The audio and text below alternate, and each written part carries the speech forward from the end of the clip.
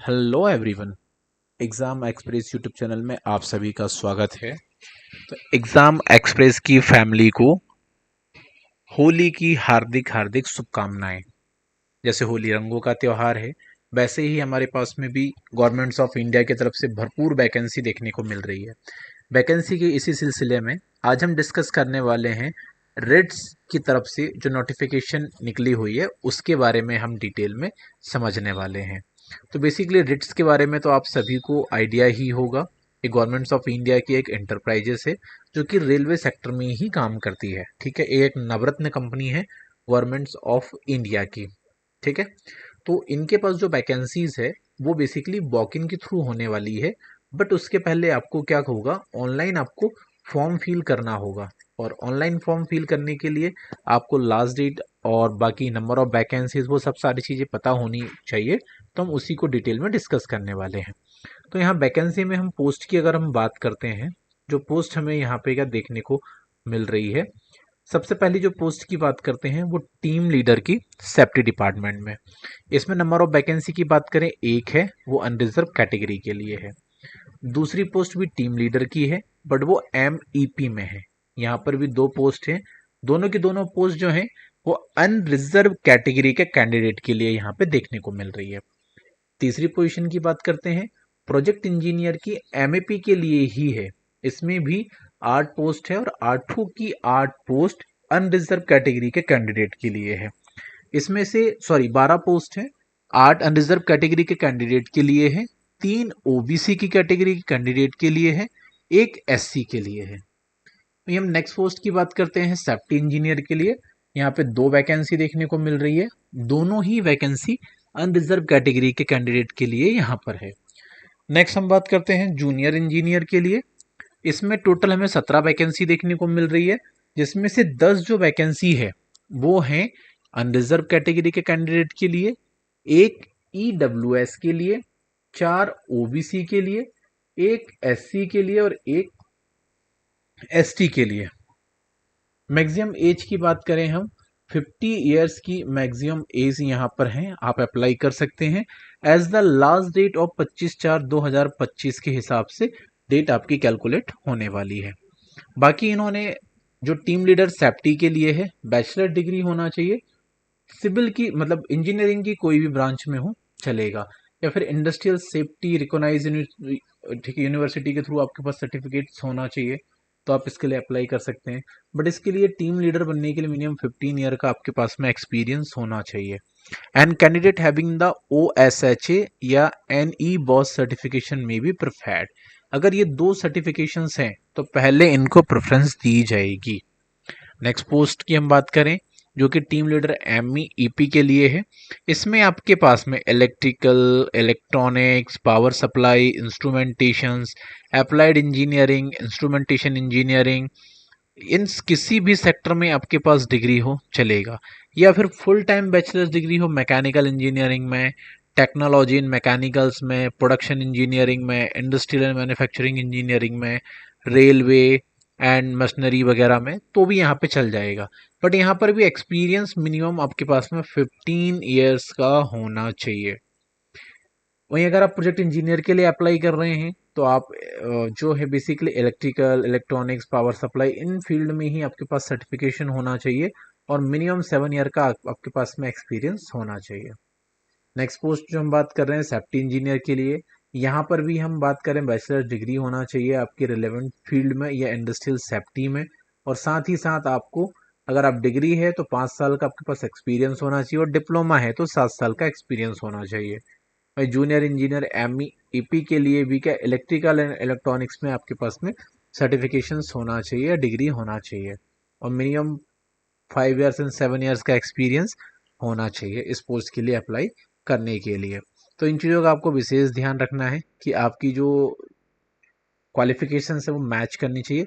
बाकी आप जैसे किसी कैटेगरी में हैं, SC ST हैं, तो आप 5 ईयर्स का एज रिलैक्सेशन का बेनिफिट ले सकते हैं as per the governments of India के रूल्स के हिसाब से। ठीक है, और अगर OBC कैटेगरी में है तो मिनिमम 3 ईयर्स का आप बेनिफिट ले सकते हैं।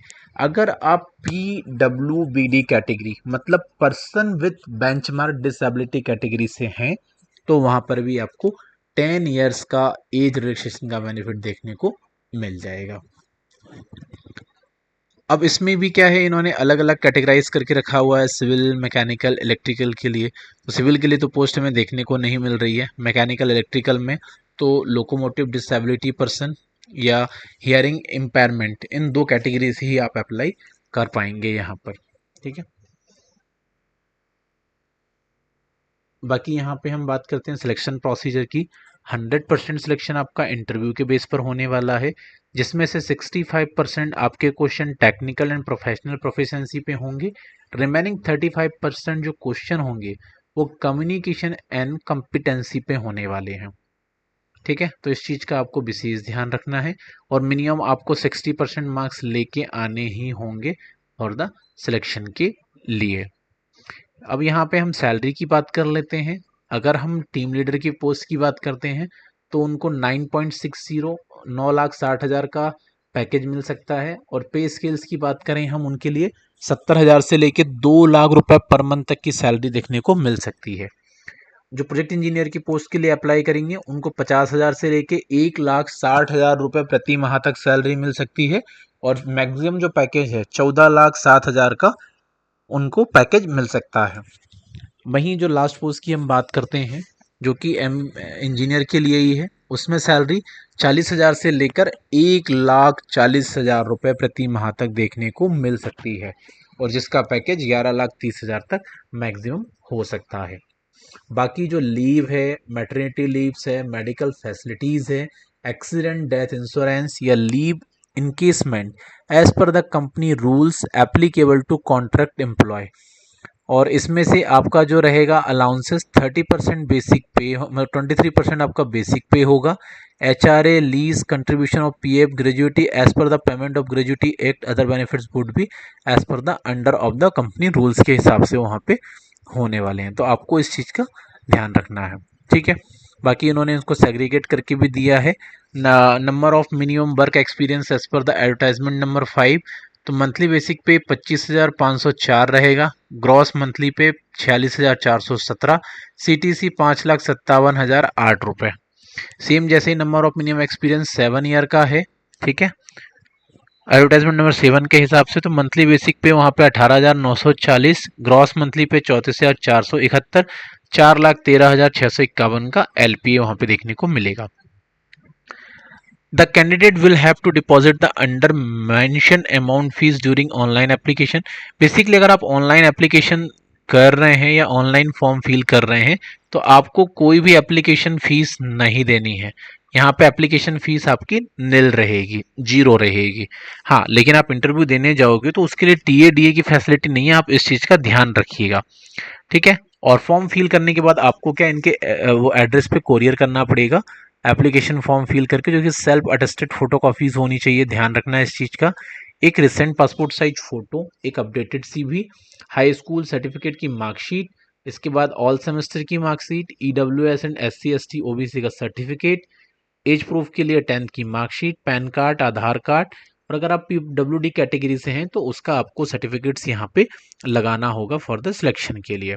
इंटरव्यू वेन्यू की हम बात करते हैं, 2 इंटरव्यू वेन्यू है। एक है RITES limited, Shikhar plot number 1, sector number 29, near IFFCO chowk, metro station, Gurugram, Haryana. ठीक है, और दूसरा ऑफिस है इनका रिट्स लिमिटेड, ग्राउंड फ्लोर, कलासर, हैदर, पुनेम road, opposite Hilton hotel statue, Thiruvananthapuram, Kerala. जो इंटरव्यू होगा 21/4/2025 को और 25/4/2025 को होने वाला है। और इसमें एक चीज इनने क्लियर मेंशन की हुई है, first come first serve basis. जो पहले आएगा उसको पहले मौका दिया जाएगा, ये पहले वही लेके जाएगा, सिंपल एज दैट। बाकी इन्होंने जनरल इंस्ट्रक्शन यहाँ पे दिए हुए हैं, ये आपको पहले पढ़ लेने हैं। जैसे मैंने आपको पहले भी बताया है कि यहाँ पे TADA की कोई फैसिलिटी नहीं होने वाली है, आपको अपने पेमेंट लगा के ही जाना पड़ेगा और आना पड़ेगा। बाकी आप फॉर्म फिल करने के लिए इनकी ऑफिशियल वेबसाइट पे कैरियर वाले सेक्शन पे जाएंगे और यहाँ से आप नोटिफिकेशंस वगैरह डाउनलोड कर लेंगे और यहीं से आप ऑनलाइन भी अप्लाई कर सकते हैं। पहले ऑनलाइन रजिस्ट्रेशन करना पड़ेगा, देन अप्लाई करना पड़ेगा। ठीक है, बाकी अगर आपको कुछ क्वेरीज है तो आप हमें कमेंट सेक्शन में बता सकते हैं, वहाँ पे पूछ सकते हैं। ठीक है, लास्ट डेट की अगर हम बात कर लेते हैं तो 13/3/2025 से फॉर्म फिल होना स्टार्ट हो गए हैं।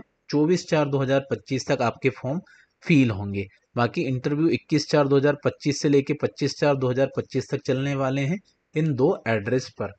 आपको 9:30 से लेके 12:30 के बीच में जो वेन्यू दिया गया है वहाँ पे प्रेजेंट होना होगा, तभी आप इंटरव्यू में पार्टिसिपेट्स कर पाएंगे। क्लियर है? बाकी इन्होंने फॉर्म दिया है, ये आपको फॉर्म फिल करना है चेकलिस्ट के हिसाब से, और उसी हिसाब से ही आपको डॉक्यूमेंट्स क्या है फिल करके कोरियर भी करने होंगे। बाकी अगर आपको किसी भी तरीके की कुछ भी क्वेरीज है इस नोटिफिकेशन से रिलेटेड, तो आप हमसे कमेंट बॉक्स में पूछ सकते हैं।